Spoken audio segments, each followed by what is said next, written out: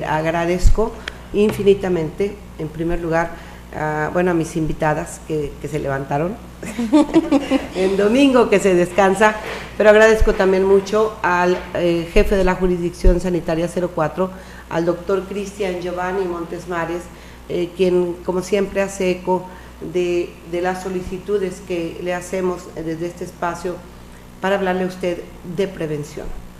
En este espacio, y agradezco muchísimo a la doctora Griselda Guadalupe Gobea Ruiz, quien es, fíjate nada más que nombrezote, coordinadora de vigilancia epidemiológica, epidemiología, urgencias y desastres.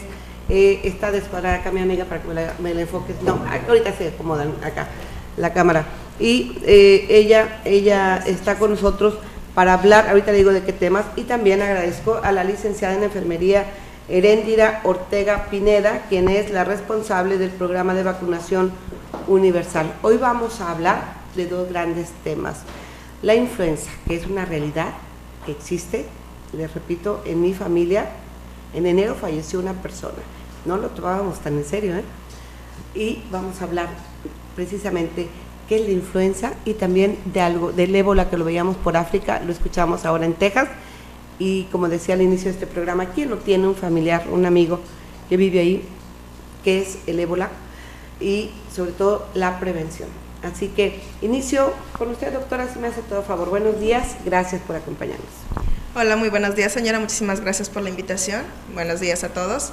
Es un gusto estar aquí con usted el día de hoy. Muchas gracias. Bueno, vamos a ver un clip acerca de la influenza y nos vamos al tema. Vamos al tema, al clip. Como un superhéroe que salva al planeta.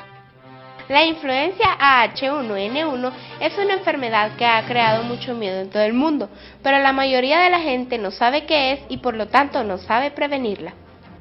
¿Qué es la influencia H1N1? Bueno, es una infección respiratoria producida por un virus que se transmite de persona a persona y que produce fiebre alta, dolor de cabeza, dolor de garganta y músculos, cansancio o debilidad, y puede llegar a causar la muerte. Pero esto no tiene que llegar a tanto si sabes cómo prevenir la enfermedad. Lo primero que hay que saber es que el virus se transmite muy fácilmente. Puede estar en muchos lugares diferentes, desde lápices, perillas, llaves y dinero, hasta las manos de tus amigos y las tuyas también. La influenza H1N1 se transmite a través de las gotitas de saliva y los mocos de las personas enfermas, al hablar, estornudar o toser sin cubrirse la boca y nariz, dejando el virus en sus manos, en el aire y en las cosas que tocan. Lo peor que la influenza principalmente ataca a nosotros los niños. ¿Quieres saber cómo puedes evitarla? Lávate bien las manos con mucha agua y jabón durante 20 segundos. No se te olvide lavarte hasta el codo y entre los dedos. Lávate arriba y abajo de las palmas, las yemas de los dedos y no se te olviden los dedos gordos. Al estornudar o toser hay que cubrirse la boca y la nariz con un pañuelo desechable, y si no lo tenés, estornuda con la parte interior de tu brazo. Así no contagiarás a los demás. Y si te sientes mal, es mejor usar una mascarilla para evitar esparcir los gérmenes por todos lados. No se te olvide que un pequeño esfuerzo de tu parte podrá prevenir la influenza. Las formas de prevención son fáciles, así que ponlas en práctica ya. Porque los niños sí podemos salvar al mundo. Es el tema. Es el tema y ¿qué hacer si existe? ¿Cómo debemos prevenir? Sí, mira, no solamente como tal influenza, ahorita o hasta ahorita las principales o la influenza o las infecciones de vía respiratoria, pues son aún en estos años, aún 2014, siguen estando entre las 10 principales causas de morbimortalidad, no solamente aquí en México, sino en todo el mundo, a pesar de que, como lo mencionaban en la cápsula, es una enfermedad prevenible, todas las infecciones de vías respiratorias, tanto de enfermedad tipo influenza como infección respiratoria aguda grave, todas son prevenibles. más sin embargo pues siguen presentes aún, no solamente la H1N1, o sea, hay muchísimos tipos de influenza, muchísimos tipos de virus, nada más que ahorita como tuvimos una pandemia o que se creó ese brote en el 2009, pues a raíz de eso como que le agarramos un poquito de miedo acerca a lo que fue la H1N1, más sin embargo, o sea, hasta un virus o una infección respiratoria aguda no tratada se complica con una neumonía y te puede llevar a la muerte. ¿Cómo debemos nosotros, madres de familia, cómo detectamos, ¿sí? ¿Cómo detectamos que estamos mal?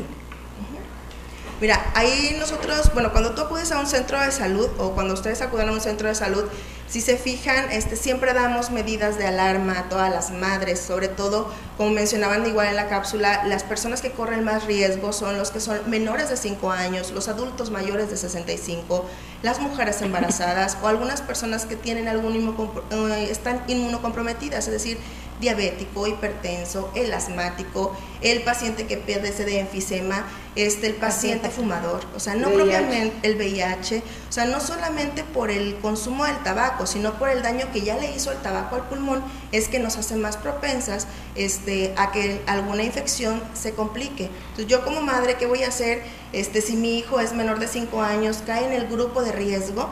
O sea, obviamente si yo veo que mi hijo está empezando con un cuadro respiratorio agudo, o sea, una gripita, tiene moquito, empieza con tosecita, yo lo voy a estar vigilando, o sea, todos los días, cómo es su patrón respiratorio, que mi hijo respire bien, igual tiene su moquito, tiene su tos, pero le permite respirar bien. Obviamente si ya empieza la temporada de frío, lo voy a abrigar. Voy a cumplir con su esquema de vacunación, verificar que esté completo, claro que sí, pero si yo ya empiezo a notar que mi hijo comienza con fiebre o que yo lo empiezo que comienza a notar que empieza como que a batallar para respirar, que se le hunde el pechito, que la naricita de repente como que le aletea, o sea, en ese momento, o sea, yo no voy a dejar o no voy a esperar tanto, inmediatamente voy a acudir a un servicio médico, al de su preferencia. Yo no voy a decir, tiene que ir al de los servicios de salud, no, al que uno juzgue y considere prudente, pero que sea una valoración médica, no automedicar, porque cuando hacemos esto, lo que estamos haciendo nada más es a veces, tiene tos, le voy a dar algo para que se le quite. Dejo la flema adentro y después vienen mis complicaciones, vienen neumonías, caigo al hospital ya con mi hijo grave. ¿Por qué? Porque lo que yo tenía que haber hecho era prevenir esta situación, haber acudido al médico en una forma oportuna, en los primeros días que yo noté el proceso respiratorio que mi hijo estaba cursando. Durante el año pasado la jurisdicción sanitaria tuvo casos. Claro que sí, o sea, ya hasta la fecha, documentados específicamente para influenza hasta el año todavía, aquí en el municipio de Río Verde, tenemos una USMI, que es una unidad monitora de influenza, que es el Hospital General de Río Verde. Ahí cualquier persona que cae o entra en un internamiento ahí en la unidad y que cumple los criterios para una enfermedad tipo influenza o una infección respiratoria grave, entra para protocolo de estudio. Se le toman lo que son las muestras para influenza, los hisopos son enviados al laboratorio estatal y se diagnostica y se tipifica el tipo de influenza. Obviamente no vamos a esperar hasta tener el resultado para darle tratamiento, o sea, el tratamiento se da de forma inmediata y posterior a eso pues ya damos la clasificación nosotros y vemos, bueno, pues si respondió todo, vamos a adecuar el tratamiento al paciente. En este caso, y platicamos ahora con la licenciada en enfermería Heréndira Ortega Pineda, la responsable precisamente de este programa de vacunación universal. ¿Quiénes tenemos derecho? ¿Cuánto nos cuesta? ¿Tiene precio? ¿O cómo debemos de solicitar a quién esta vacunación, por favor? Sí, la vacuna es gratuita en todo el territorio nacional. No tiene ningún costo y se nos puede otorgar en cualquier módulo de centro de salud, en cualquier puesto de vacunación. También puede ser un puesto de vacunación semifijo, que son los que están ubicados en plazas, centros comerciales, en donde quiera que se encuentre colocado un puesto, podemos solicitar la vacuna. ¿A quiénes se deben de vacunar? Pues como ya comentó la doctora, tenemos poblaciones de riesgo principalmente, que son menores de 5 años a partir de los 6 meses de edad, nuestros adultos mayores de más de 60 años, personas de los 5 a los 59 años que cumplan con algún factor de riesgo, como son, como lo comentaba la doctora, asmáticos, hipertensos, cardiópatas, pacientes con cáncer, pacientes con insuficiencias renales, cardiopatías, VIH, obesidad, ¿sí? Entonces, todos estos grupos de población con factores de riesgo se pueden vacunar. ¿Aproximadamente cuántas dosis van a aplicar? Creo que es un número importante. Es un dato interesante que tenemos que conocer o que debemos de conocer, que van a aplicar en la jurisdicción sanitaria durante esta temporada y cuándo empieza. Ok, la cantidad de dosis que vamos a estar aplicando a nivel jurisdiccional son 40.232 dosis, ¿sí? Y las comenzamos a aplicar, tenemos el arranque de esta oficialmente para el día 15 de este mes, que viene siendo el día miércoles. Este miércoles Este miércoles ya, sí. Y ¿saben qué? Hay que tomárselo muy en serio, porque después de cuando nos avisan de estas campañas y cuando nos damos cuenta que sí existe y que empezamos en pandemia, todos queríamos vacunarnos y ya no había vacunas. Es que eso nos pasó lamentablemente el año anterior. Sí. La vacunación casi siempre comienza en los meses de octubre. ¿Por qué? Porque tenemos que alcanzar la inmunidad que nos produce esta vacuna para los meses de noviembre, que es cuando viene la temporada invernal. Y lo que nosotros hacemos es, no, hasta que ya lo tenemos, hasta entonces queremos la vacuna. Ya cuando se nos regó, ya cuando estuvimos en contacto con un paciente enfermo y que por X situación la adquirimos, hasta entonces quisiéramos entonces sí llevar al papá, al abuelo, a todo el mundo, o hasta ya casi en los meses de mayo que andamos correteándola cuando ya no tiene caso, o sea, porque la temporada o cuando es hay un periodo, ¿no? Ajá, cuando está el periodo de este virus, está siempre. Pero cuando es la mayor prevalencia, pues es en los meses de temporada invernal. Entonces, por eso queremos que las personas se vacunen en el periodo de octubre para que ya tengan la vacuna, alcance ya sus niveles para podernos proteger para la temporada invernal, que es noviembre y diciembre, ya estar preparados, estar listos. Repetimos, no cuesta, ¿verdad? No tiene ningún costo, completamente gratuita. Entonces, todos a vacunarnos. Todos a vacunarnos. Fíjense que yo les quiero hacer una pregunta que siempre me he hecho. ¿Por qué no se ha legislado? ¿Por qué las leyes no castigan? Porque debería de ser así. Nosotros como adultos, si no llevamos, los niños muchas veces no tienen conciencia, o nuestros enfermos quizás no, pero quienes somos responsables, ¿por qué no nos hacen responsables? De verdad yo creo que se tendría que legislar y haber una sanción física, o sea, de cárcel, a quien no lleve a vacunar a los niños. ¿No creen ustedes que eso...? Sí, pero para mí, bueno, yo considero que es más que nada cuestión de educación y educación en casa, porque yo como madre de familia, como esposa, como hija, voy a decirle a llevar a mi bebé, ¿sabes qué? Porque ya cumplió los 6 meses, le toca actualizar su esquema de vacunación, a mi esposo porque sé que va a salir, porque va a estar expuesto, a mi abuelo porque pues está dentro de las personas de riesgo. Entonces yo considero que es más que nada educación, o sea, yo creo que cada persona debería ser consciente de la situación y que debemos evitar riesgo para nosotros y para el resto de las personas. ¿Qué tal si yo me enfermo? Ojalá y me enfermara yo, pero voy a enfermar a mi hija, voy a enfermar a mi esposo, voy a enfermar a mis padres. Entonces yo creo que es cuestión más que nada de educación. De conciencia en cada uno. ¿Qué iba a decir, licenciada? Sí, que precisamente como lo comentaba, en otros países sí se presenta esto, que son obligados a llevar a los niños a vacunar. Yo como a muchas madres de familia les comento, les digo, no es si queremos o no queremos la vacuna. Por lo menos con los niños está dentro del esquema nacional de vacunación, entonces tienen que vacunarlos. Muchas veces se preocupan porque no encuentran la vacuna del neumococo, porque no encuentran la vacuna del rotavirus. ¿Por qué no preocuparnos? Porque no se le ha puesto la vacuna de la influenza. Desafortunadamente no hemos podido romper con muchos tabús acerca de la vacuna, ¿sí? Que poco a poco, cada vez... ¿Cómo cuáles? Como el que si la vacuna causa la enfermedad, como que si me la pongo me voy a enfermar, me la he puesto y me enfermo más, sí, pero son tabús hacia la vacuna o el no quererse vacunar y a la vez no llevar a nuestra población de riesgo a vacunarse como son nuestros niños menores. Ok, entonces más de 40,000 dosis, ¿en cuánto tiempo se van a aplicar? Tenemos calculado que se cumpla el total de las aplicaciones antes del día 10 de diciembre. Ah, a trabajar se ha dicho. Sí, porque Sí, queremos estar prevenidos para la temporada invernal, o sea, para cuando vengan los fríos fuertes, la población ya esté protegida. Bueno, vamos, ya me están marcando tiempos, hoy se nos ha ido de volada el programa, espero que usted también, pero nos presentan una cápsula del ébola, ¿le parece? En 2014, el número de casos sospechosos y confirmados de ébola en los países de África Occidental, Liberia, Sierra Leona, Guinea y Nigeria se sitúa en 1800, incluyendo 961 muertes. De acuerdo a la Organización Mundial de la Salud, OMS, este es el peor brote que se ha registrado del virus desde que este fue reconocido por primera vez en África en 1976. El virus del ébola es conocido oficialmente como fiebre hemorrágica del ébola y es una grave enfermedad que infecta y mata a las personas.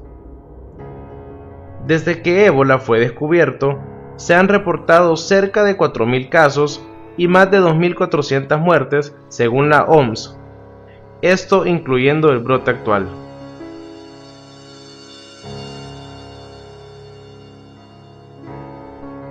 Los síntomas iniciales incluyen fiebre, debilidad intensa, dolor muscular, dolor de cabeza y dolor de garganta.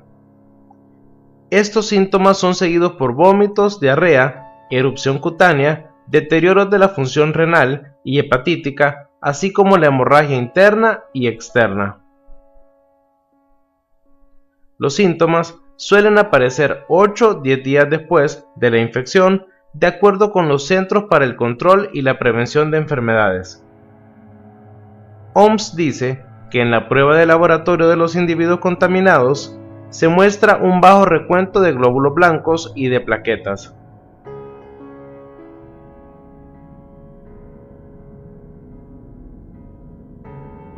Aunque no han podido determinar cómo surgió el virus, se cree que este fue transmitido de los murciélagos a los seres humanos. Bueno, pues algo de lo que es, ahí está, algo de lo que es, platíquenos por favor, amplíenos el tema. Bueno, igual como veíamos en la cápsula, o sea, no es una enfermedad nueva, es una enfermedad que apareció ya en República del Congo en 1976, o sea que ahorita hubo un brote igual en esos países, en Guinea, en Sierra Leona, que es donde están presentándose mayormente los casos, y lo que tiene esta enfermedad es que tiene una alta letalidad, o sea, el 80% de las personas que enferman fallecen. Entonces es una enfermedad delicada, pero tiene muchísimas medidas, afortunadamente medidas de prevención, podemos evitarla. ¿Cuáles? Como sería evitar el contacto con personas que ya están enfermas o con los animales que saben o que se saben que están enfermos. O sea, sería el contacto, igual como para evitar las secreciones, la saliva, los fluidos, la sangre, evitar el estar en contacto con este tipo de secreciones. Es a través de fluidos. Ajá, es a través de secreciones de personas enfermas.